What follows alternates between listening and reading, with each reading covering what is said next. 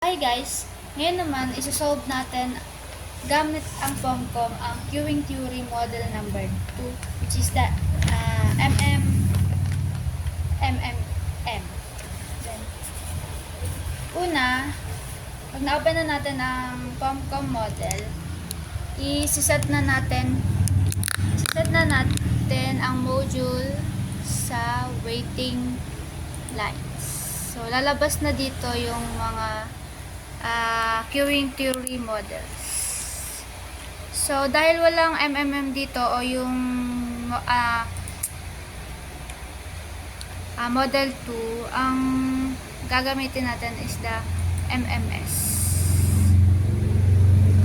Tapos, title tayo, sa bank. Then, isa-set natin siya sa use cost. Then, click.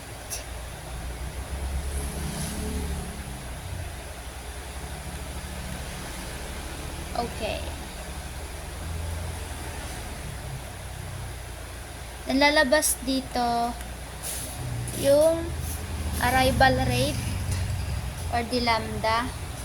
Then, i-input na natin isa-isa yung mga value. So, 2.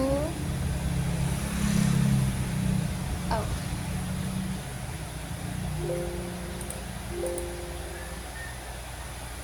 Ang arrival natin is 11. Service rate is 12. Number of service is 2. And service cost is 5. And waiting cost is 6. Then, check natin guys if okay na yung pagkaka-input. Then, if okay na yung pagkaka-input natin, click solve. Click natin yung solve. Then, lalabas na yung mga sagot dito. So, check natin if tama yung mga na-solve natin sa una nating sinolve. Okay. Ang LQ natin is yan, tama. Then, check lang natin ang check kung tama yung mga nakuha natin na sa manual computation. Waiting cost natin is 11.46. Yes, tama. Tama yung pagkakakompute natin sa total waiting cost. Then,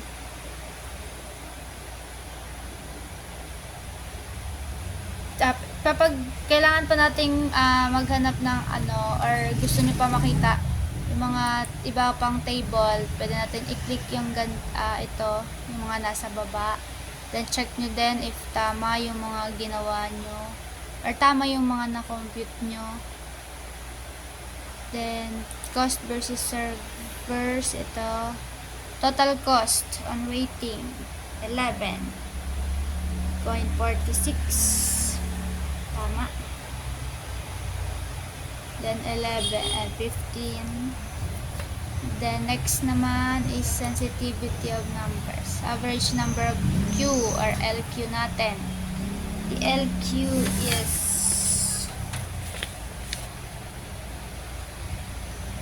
0.20. 24, tama. 0.24 LQ natin. Then average number or the L is 1.16. Tama. Then ang WQ natin is 0.02. Tama. Then the average time or the W is it's 11. Tama. So, ayan guys. Meron din tayong graphs dito. Ito yun. Mga probabilities. Percentage of probabilities.